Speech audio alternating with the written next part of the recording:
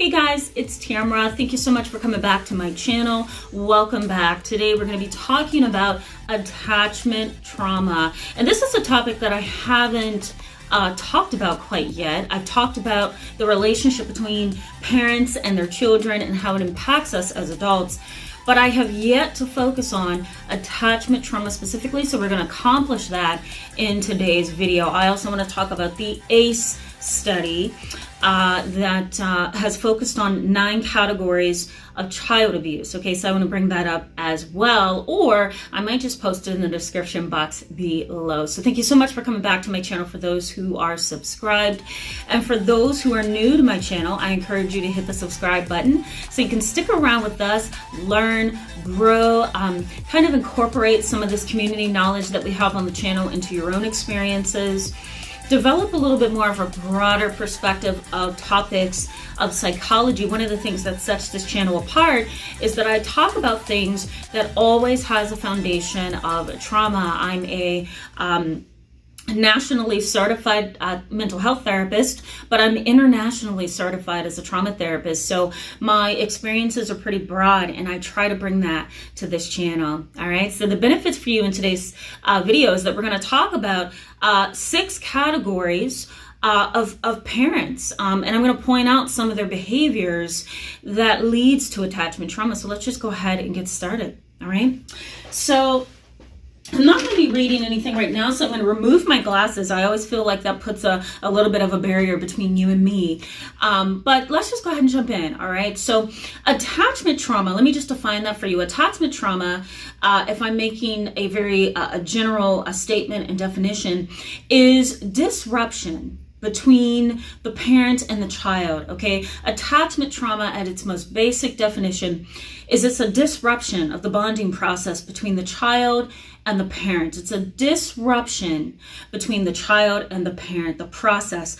The process of bonding actually begins the very moment the child develops into a fetus, okay?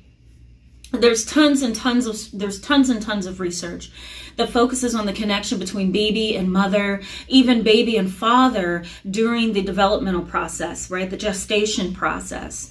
That's why abortion, political arguments about abortion is so fiery, because there's a lot of research that shows that, you can actually affect the fetus during the gestation process, during the developmental process. That's why you see those pregnant mothers with earphones on their bellies and that.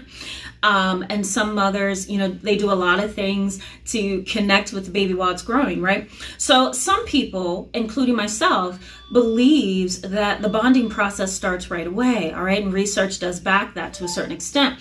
But, let's look at the opposing side of that, okay? Some parents and some research suggest that the bonding period starts at the moment of birth, right? Once when the baby is born, that's when the actual bonding process starts.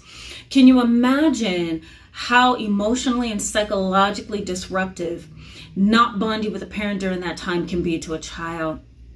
Children, babies, they need physical stimulation, they need emotional stimulation, they need psychological interaction, right? They need their environment to have certain things so that they can grow and respond appropriately to their environment. Without those things, our kids are not going to develop like they need to, all right? So there's a couple of categories of parents that I want to point out. And I'm actually going to post a video up here that talks about emotionally unavailable parents for you. I did that last year. But let me just go ahead and start, all right? Because I want to make this video pretty short, okay? So the first parent is the dismissive and permissive parent. These are parents who do not care. They're permissive, they're dismissive. They could care less about what's going on in your life. These are the parents that provide for your basic necessities: water, clothing, a bathroom, and a roof over your head. They do nothing more than that, right? They're very emotionally detached. The next is the emotionally unavailable parent. This is the parent that's sort of dismissive and permissive. They give you the basic necessities and then they say, okay, go ahead. But these are the parents that do not spend time growing with you. They do not spend time getting to know you. They don't get to know your likes, your dislikes, your personality, your fears, right? You cry alone. They don't emotionally console console you, they don't hug you, they don't hold you, they don't tell you it's going to be okay, they don't have conversations with you about life, about your body, your mind, your life, your development, your emotions. They don't care to take you to counseling, right? They'll take you to your doctor's appointments because they don't want you to get sick, because they don't want to have to deal with you when you get sick. But they're not going to do anything really for your emotional or psychological development. They're very detached and disinterested. It's all about them. These are the narcissistic parents. These are the histrionic parents for the most part. I'm going to post a video up here where I talked about histrionic personalities. These are also the parents who are the sociopaths. Okay, they just want me, me, me. They want their nails done. They want their hair done. They want to dress in the nicest suits and ties.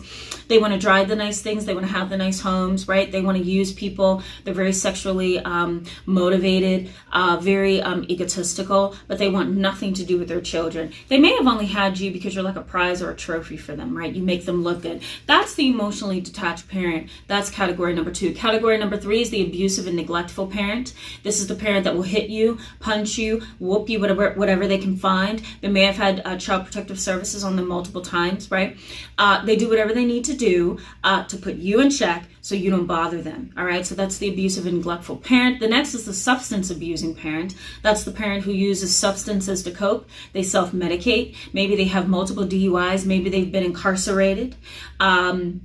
Maybe they allow you to do marijuana. Maybe they care nothing about your brain development and what drugs can do to your brain. You've been exposed to it at very young ages and they could care less, right? All of these things put a barrier between you and the relationship with your parent. And so if this is happening at a young age and you're growing up with this stuff, the attachment trauma is major. I'm going to talk about this some more on this channel this month, so stick around for that. All right, guys. The next one is the parent who has trouble with the law. They're always being arrested. They're always being watched. They are always getting DUIs, right? They're always getting caught with drugs on them. These are the parents that are incarcerated. They stay in and out of jail.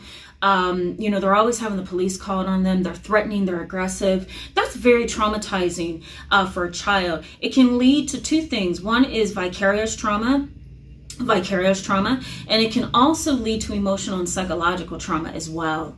So this is very disruptive to a child, and even more disruptive as the child begins to develop into an adolescent who understands things better, and an adult who may have grown resentful because of that emotionally unavailable parent.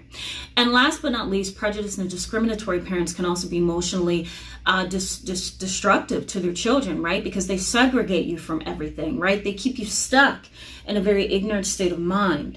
And so you don't have the knowledge that you need to spread out. You don't have the knowledge that you need to have a well-rounded support system because you have barriers up because of prejudice and discriminatory views, right? So this can also be emotionally destabilizing because your support network is cut off because of those views that are very limited and uneducated. So these are just a couple categories of parents who can actually push you into a very bad place emotionally and psychologically, and it can lead to attachment trauma. We're going to continue to talk about this, guys. I want to point out before we wrap up this video, the ACE study. The ACE study was a collaborative effort between the CDC, the Centers for Disease Control and Prevention, and the Kaiser Health Plan's Department of Health. And what they did is a study where they focused on 9 categories of abuse. And I'm actually going to put that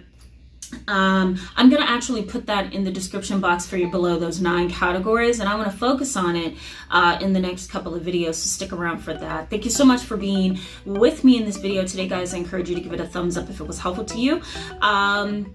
I will see you in the next couple of days as we continue to explore this topic. We're going to talk a little bit more about the ACE study, and I also want to talk a little bit more about the impact of attachment trauma on your adult life. All right, so we're going to get to that. Thank you so much for watching today. I'll see you soon. Bye-bye.